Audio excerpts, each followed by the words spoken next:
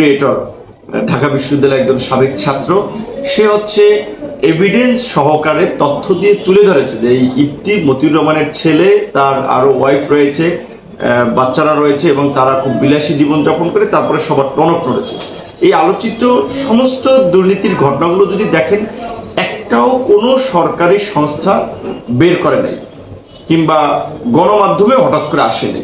আগে সাধারণ জনগণের জায়গা থেকে কিংবা কেউ ওই যে কারো প্রতি ক্ষুব্ধ হয়েছে সেই জায়গা থেকে এক্সপোজ করেছে, সেইখান থেকে কিন্তু এই তথ্যগুলো এসেছে।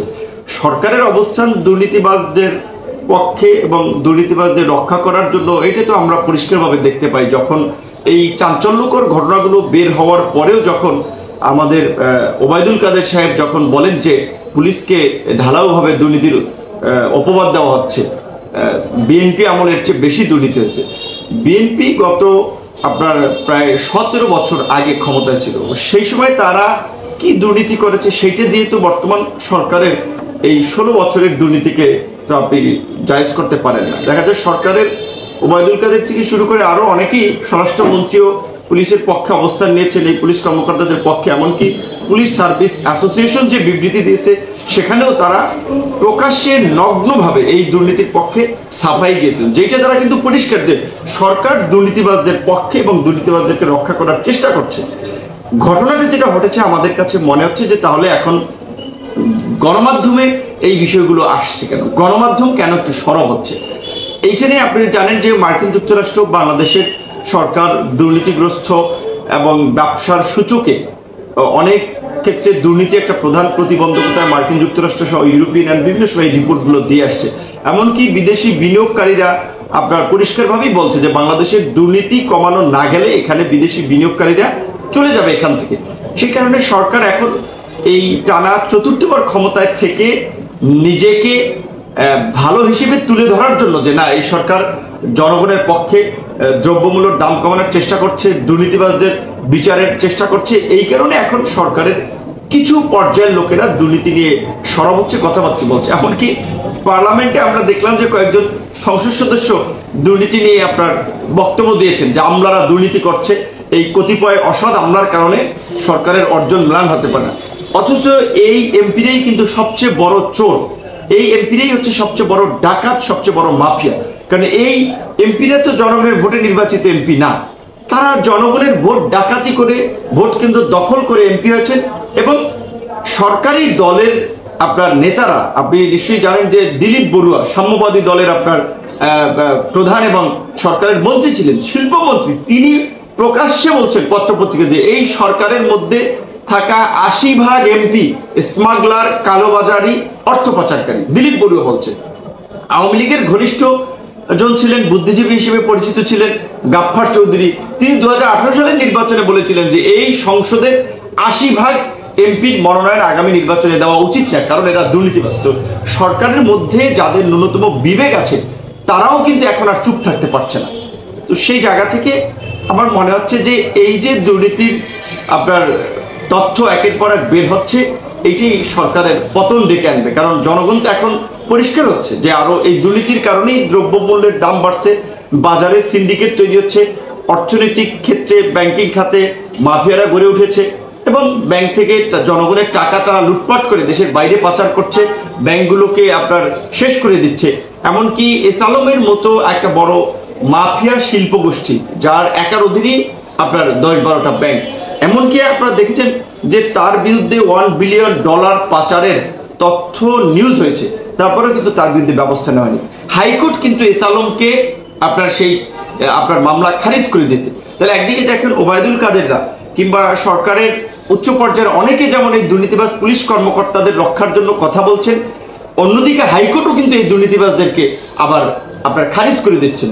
আবার দুদক, এই যে মতিউর 4বার তিনি দুদক কার্যালয়ে হাজিরা দিয়েছেন, 4বার তিনি অভিযোগ থেকে নিষ্পত্তি পেয়েছেন। তাহলে দুদক, বিচার বিভাগ, সরকার সবাই কিন্তু দুর্নীতি, সরকারি পর্যায়ের সাথে কানেক্টেড লোকজনকে দুর্নীতি মামলা থেকে নিষ্পত্তি দিচ্ছে। এর দ্বারা প্রমাণিত যে সরকার নিজেরা দুর্নীতি করলে সেটার বিচার তারা চায় না, কিন্তু বিরোধী দলের বিষয় তো সরব থাকে। কিন্তু আমাদের বিশ্বাস যে জনগণ আজকে এই সরকার লুটপাট এবং দুর্নীতির মাত্রা এবং ব্যাপকতা, ভয়াবহতা সম্পর্কে যেভাবে জানতেছে, জনগণই ফুসে উঠবে এবং এইটাই সরকারের পতন ডেকে আনবে। সম্প্রতি ভাই যে পুলিশের সাবেক বিএনপি কমিশনার আসাদুজ্জামান মিয়া থেকে শুরু করে বেশ কিছু এডিসি লেভেলের কর্মকর্তাদের ব্যক্তিগত তথ্য, যেগুলো আসলে দেশের কোনো সংবাদ মাধ্যম থেকে বের হয়ে আসছে না, বিদেশে বাংলাদেশে যেসব সাংবাদিকরা আছেন তাদের মাধ্যমে প্রকাশ হয়ে যাচ্ছে, তারা আসলে এই তথ্যগুলো কোথায় পেয়েছেন? বা সম্প্রতি যে দুই সেনা কর্মকর্তা জাতিসংঘ মিশন একদম যাবার প্রাককালে বাতিল হয়ে গেল, এই তথ্যগুলা কিভাবে মানে সরকারকে বেকায়দায় ফেলছে? আসলে এখানে সরকার কেন নেই? দেশের মধ্যে আওয়ামী লীগ মনে করছে যে তার এনএসআই আছে, ডিজিএফআই আছে, গোয়েন্দা সংস্থা আছে, সে বিরোধী দলের মোবাইল ট্র্যাক করতে পারে, ফোনে আড়ি পাততে পারে, আপনার বিভিন্ন ধরনের সার্ভিলেন্স নজরদারি তারা ইসরায়েল থেকে এনেছে, পৃথিবীর সবচেয়ে সেরা প্রযুক্তি। কাজে তারা মনে করে যে সবকিছু তারা নিয়ন্ত্রণ করছে, তাদের নিয়ন্ত্রণের বাইরে কিছু নেই। কিন্তু তাদের নিয়ন্ত্রণেও যে আরো বড় ধরনের নিয়ন্ত্রণ জনগণের আছে, দেশপ্রেমিক আপনার সরকারি কর্মকর্তা কর্মচারীদের আছে, দেশের প্রতি দায়বদ্ধতা, সেই জায়গা থেকেই কিন্তু এই যে তথ্যগুলো নিশ্চয়ই ভিতরের লোকই দিচ্ছে। কারণ সবাই তো আপনার বেনজির না। বাংলাদেশের এই পুলিশের ইতিহাসে আপনার যে কয়জন সাবেক আইজিপি ছিল তাদের মধ্যে বেনজিরের মতো এরকম কর্মকাণ্ড তো কারো পত্রপত্রিকায় বের হয়নি। ডিএমপির কমিশনার অনেকে ছিলেন, কিন্তু আসাদুজ্জামান মিয়ার মতো এরকমের সম্পদের পাহাড়, কিংবা আপনার এই যে কয়েকজন ডিআইজি রফিকুল ইসলাম, জামিল হাসান, তাদের চেয়ে আপনার শত শত বিঘা জমি, শত শত কোটি টাকার তথ্য বের হয়ে আসতেছে। এই তথ্য তাদের কলিগরাই কিন্তু দিয়েছে। কারণ ধরেন বাংলাদেশে 2.5 লক্ষ পুলিশ সদস্য আছে।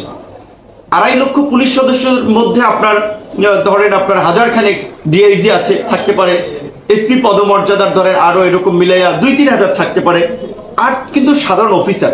তো এর মধ্যে এই আপনার 2.5-3 হাজারের মধ্যে আমার ধারণা এই রকমের দুর্নীতিগ্রস্ত অঢেল টাকা পয়সা সম্পদ বানিয়েছে 1 থেকে 150 পুলিশ অফিসার হতে পারে। তো এই 1-150 পুলিশ অফিসার ব্যতীত বাকিরা তো সৎ, বাকিরা তো চায় যে না পুলিশের একটা সম্মান থাকুক জনগণের কাছে। কিন্তু সরকার যেভাবে এই আপনার অপরাধের সুযোগ কতিপয় কর্মকর্তা কর্মচারীদেরকে দিয়েছে যে অবৈধভাবে ক্ষমতায় থাকার জন্য, এইটা তো সব অফিসাররা নেয় নাই, সব অফিসাররা তো নিজেদেরকে বিকিয়ে দেয় নাই। তাহলে তো ওই যে র্যাবের মধ্যে যে 2 জন গুরুতর মানবাধিকার লঙ্ঘনে জড়িত তাদের তথ্য তো বাইরে বের হতো না। কিংবা এই আসাদুজ্জামান মিয়ার তথ্য কিন্তু পুলিশের সদস্যরাই দিয়েছে, যেই কারণে আমরা দেখলাম যে 3 জন পুলিশ সদস্যর চাকরিও গিয়েছে। এর মধ্যে দিয়ে কিন্তু একটা বার্তা স্পষ্ট হচ্ছে যে সরকার আপনার এক প্রকারের দুর্নীতিবাজদের প্রতি প্রচ্ছন্ন সমর্থনটা আছে। ওপেনলি হয়তো জনগণের চাপে, বিদেশিদের চাপে কিছুটা দুর্নীতির বিরুদ্ধে কথা বলছে, কিন্তু ভিতরে ভিতরে আবার এই তাকে ক্ষমতায় রাখার জন্য এই যে বেনজির, আসাদুজ্জামানের মতো যে মাফিয়ারা, প্রশাসনিক মাফিয়ারা যে তৈরি হয়েছে, এখনো কিন্তু এই পুলিশের আমি 4 জন ডিআইজির নাম বলতে পারি যে যাদের সম্পত্তি শত কোটি টাকার উপরে। কিভাবে সে আপনার 70-75 হাজার টাকা বেতন পেয়ে শত কোটি টাকার সম্পদ বানিয়েছে। রানিং অফিসার অনেকে আছে, দেখবেন আরো অনেকের থলের বিড়াল বের হয়ে আসবে। এইটা সবেমাত্র আসা শুরু হয়েছে। এই যে আপনারা সম্প্রতি প্রধানমন্ত্রীর যে ভারতের সাথে চুক্তি হয়ে গেল, এটা নিয়ে আপনারা একটা আন্দোলনের ধরেন শুরু বলতে গেলে, এই মধ্যে আবার আপনার এই যে বলো ওকে ওকে হ্যাঁ এদিক দিয়ে আসো আমি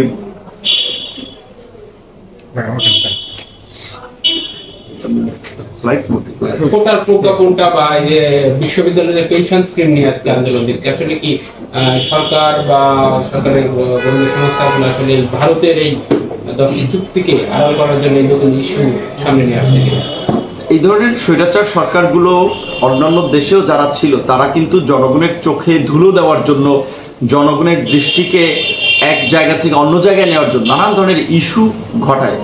এটা তো শুধুমাত্র নতুন ইস্যু সৃষ্টি করে না, এমনকি হত্যাকাণ্ডের মতো ঘটনা, কোনো ধরনের অনেক ঘটনা ঘটায়। তো এই সরকার কিন্তু আপনি যদি দেখেন অনেক ঘটনা ঘটিয়েছে। দুঃখজনক যে জনগণ আমরা সতর্ক ছিলাম না, যেই কারণে আমরা এই সরকারের ছোড়া ইস্যুর পিছনে আমরা ছুটেছি। কিন্তু আমাদের ছোড়া ইস্যুর পিছনে আমরা সরকারকে ছুটাতে পারিনি। যে আমাদের ইস্যু, জনগণের ইস্যু ছিল যে এই সরকারকে বিদায় নিতে হবে, নির্দলীয় নিরপেক্ষ তত্ত্বাবধায়ক সরকার অধীনে একটা নির্বাচন দিতে হবে।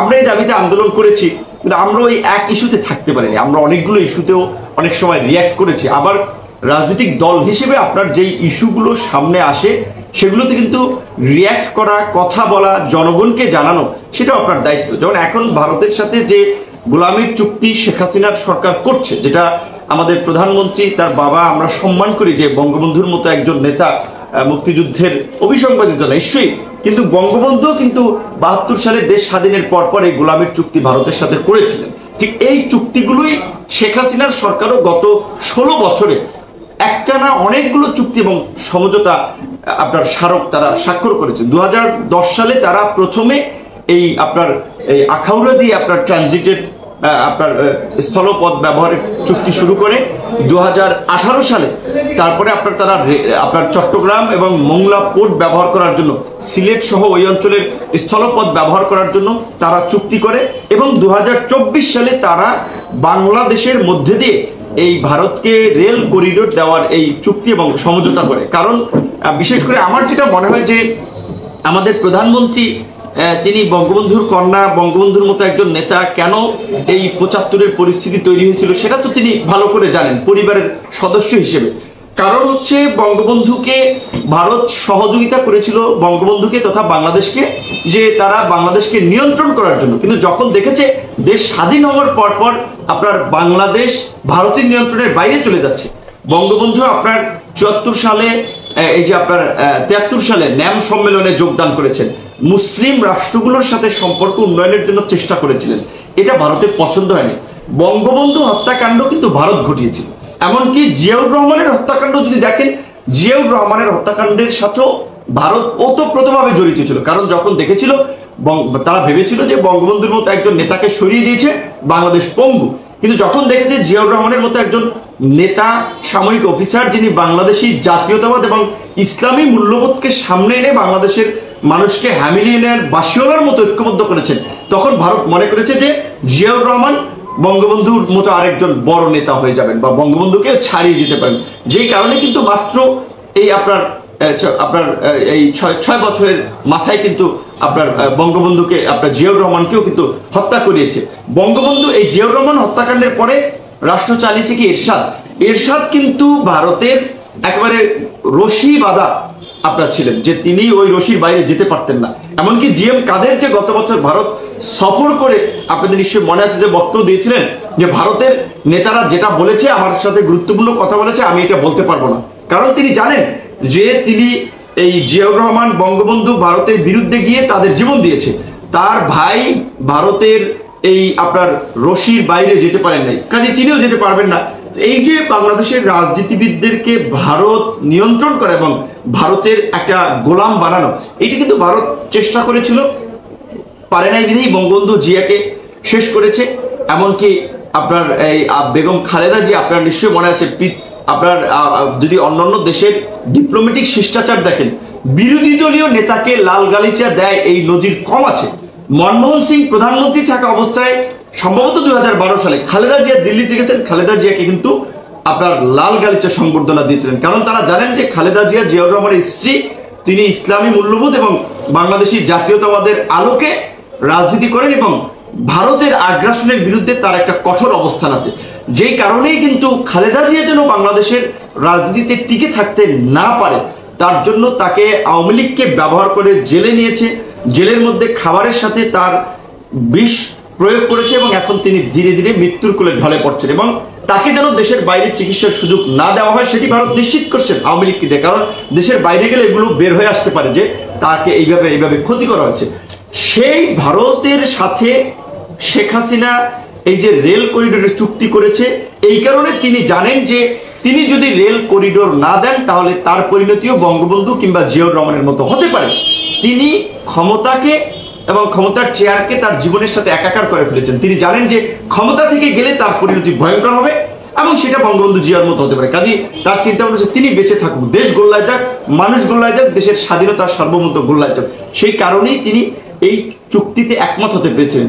পৃথিবীর কোন রাষ্ট্র এইভাবে দিবে না যে একটা দেশের মধ্যে দিয়ে আরেকটা দেশের রেল লাইন, এবং সেটা কোন দেশ? বাংলাদেশের এই রকমের একটা প্রতিবেশী দেশ যারা 53 বছর ধরে বাংলাদেশকে নিয়ন্ত্রণ করতে রাজনীতিবিদদেরকে হত্যা করেছে, সামরিক বাহিনীতে পাল্টা কু ঘটিয়েছে, এমনকি বিডিআর কিলিং এর মতো ঘটনা ঘটিয়েছে। এই রকমের একটা আপনার আগ্রাসী রাষ্ট্র যারা বাংলাদেশকে নিয়ন্ত্রণ করতে যায়, বাংলাদেশের প্রতিষ্ঠান, বাংলাদেশের বিভিন্ন লোককে নিয়ন্ত্রণ করতে চায়, যেটা সাবেক পররাষ্ট্র সচিব তৌহিদ হোসেনের একটা ইন্টারভিউতে আমরা জানতে পেরেছি। তিনি একজন পররাষ্ট্র সচিব ছিলেন, যে বাংলাদেশের বিভিন্ন নিয়োগে ভারত হস্তক্ষেপ করে, ভারতের পছন্দ অপছন্দ জানায়, অপছন্দ হলে সেই পদে নিয়োগ পান। পরিষ্কার যে ভারত কিভাবে আমাদের রাষ্ট্রপৃষ্ঠে জড়িয়েছে। সেখানে ভারতকে রেল লাইন দেওয়াটা এইটা খাল কেটে কুমির আনা। দ্বিতীয়ত এই রেল লাইনের পাশাপাশি আরো যে একটা চুক্তি করছে যে আপনার যৌথ স্যাটেলাইট, এই স্যাটেলাইট পরিচালনার সক্ষমতা বাংলাদেশের নাই। যদিও একটা স্যাটেলাইট উৎক্ষেপণ করেছিল বঙ্গবন্ধু স্যাটেলাইট, ওই স্যাটেলাইট দিয়ে এই দেশের খুব একটা উপকার হয়, ওটা নাম ফুটানোর জন্য ওই স্যাটেলাইট পাঠিয়েছিল। ভারত স্যাটেলাইট পাঠাবে মানে ওইখানে বাংলাদেশের কোনো অ্যাক্সেস থাকবে না, ওইটা ভারতই মাতব্বরি করবে, ভারতই নিয়ন্ত্রণ করবে, অডিও ভিডিও যা লাগে, যে ধরনের সার্ভিলেন্স ভারত করবে, বাংলাদেশ কিচ্ছু করতে পারবে না। এবং সবচেয়ে আরো একটা ভয়ঙ্কর বিষয়, সাধারণ মানুষ জানে না, বুঝে না, যেই কারণে এই বিষয় নিয়ে অনেকে কথা বলে নেই। আমাদের আরেকটি যে আপনার সেন্সিটিভ প্রকল্প, যে রূপপুর পারমাণবিক বিদ্যুৎ কেন্দ্র, পারমাণবিক বিদ্যুৎ কেন্দ্র যদি একটা দুর্ঘটনা ঘটে, এটি কিন্তু একটা ভয়ঙ্কর বিপদ এই দেশে ডেকে আনবে। সেই পারমাণবিক বিদ্যুৎ কেন্দ্রের সেফটি সিকিউরিটির ইনচার্জ ভারত, কিন্তু তো এই চাবি কিন্তু ভারতের হাতে। অর্থাৎ ভারত যদি চায় যেখানে একটা পারমাণবিক বিস্ফোরণ ঘটায় বাংলাদেশকে স্থায়ী করে দেবে, করতে পারবে। এবং আমাদের বিশেষ করে আমার ব্যক্তিগত বিশ্লেষণ এবং অনেকের সাথে কথা বলে আমাদের যেটা ধারণা, অনেকে মনে করে যে ভারত বাংলাদেশকে দখল করবে বা ভারত একটা অঙ্গরাজ্য বানাবে। আমার সেইটা মনে হয় না যে একটা অঙ্গরাজ্য বানাবে। ভারত বাংলাদেশকে ফিলিস্তিন বানাবে। এই আপনার জমি দখল করতে করতে, লোকজনকে ঠেলতে ঠেলতে পুরোটা ভারত নিয়ন্ত্রণ করবে, বাংলাদেশে কিচ্ছু নিয়ন্ত্রণ করতে পারবে। মানে ভারত যদি চায় তাহলে বর্ডার আমরা ক্রস করতে পারবো, না হলে আমরা পারবো না। ভারত যদি চায় এই দেশে বিদ্যুৎ থাকবে, না হলে ফিলিস্তিনের মতো বিদ্যুতের লাইন কেটে দেবে। ভারত যদি চায় এই দেশের পানির লাইন ঠিক থাকবে, না হলে পানির লাইন আপনার কেটে দিবে। এইভাবে ভারত আমাদেরকে আর একটা ফিলিস্তিন বানানোর জন্য আপনার কাজ করছে। যে কারণেই বাংলাদেশের অনেক বুদ্ধিজীবী, বিশেষ করে আমরা একজনকে মনে করি মরহুম জাফরুল্লাহ চৌধুরী অনেক বক্তব্য বলেছিলেন যে ভারত এশিয়ার ইসরায়েল, পৃথিবীর বুকে দুইটাই অসভ্য রাষ্ট্র আছে, একটা ইসরায়েল আর দ্বিতীয় হচ্ছে ভারত। সেই ভারতের সাথে সম্পর্কের ক্ষেত্রে রাষ্ট্রীয় পলিসির জায়গা থেকে আমাদের একটা দূরদর্শিতা, আমাদের কৌশল থাকা দরকার ছিল। আচ্ছা, আমাদের কোনো কৌশল নেই। আমাদের যদি যুদ্ধ লাগে, যুদ্ধ হবে কার সাথে? সীমান্তবর্তী দেশের সাথে, মিয়ানমার এবং আপনার ভারতের সাথে। সবচেয়ে বেশি সীমান্ত 4,500 আমাদের ভারতের সাথে, মিয়ানমারের সাথে অল্প একটু সীমান্ত। মিয়ানমারের সাথে যুদ্ধ হওয়ার সম্ভাবনা কম, কিন্তু ভারতের সাথে যদি যুদ্ধ লাগে তাহলে আমাদের কৌশলটা কি হবে? আমাদের গোপনীয় কিছু আছে? আমাদের সামরিক বাহিনীর শক্তি কতটুকু ভারত জানে, আমাদের পুলিশ বাহিনীর শক্তি কতটুকু ভারত জানে। আমাদের সকল গোয়েন্দা সংস্থা, সামরিক বাহিনী, পুলিশ বাহিনী, সব জায়গায় ভারতের এজেন্ট রয়েছে। এমনকি আমাদের সামরিক বাহিনী যে সমস্ত, পুলিশ বাহিনী যে সমস্ত অস্ত্র এবং যে সমস্ত প্রযুক্তিগুলো ব্যবহার করে, এগুলো ভারতের ফেলে দেওয়া জিনিস, আমরা টাকা দিয়ে কিনে আনি। এবং শেখ হাসিনার সরকার গত 16 বছরে কার্যত বাংলাদেশকে একটা ব্যর্থ এবং পঙ্গু রাষ্ট্রে পরিণত করেছে। সামরিক শক্তির দিক থেকে, প্রশাসনিক শক্তির দিক থেকে, অর্থনৈতিক দিক থেকে, সমগ্র দিক থেকে। সেই দিক থেকে আসলে শেখ হাসিনার পতন ব্যতীত বাংলাদেশের মানুষের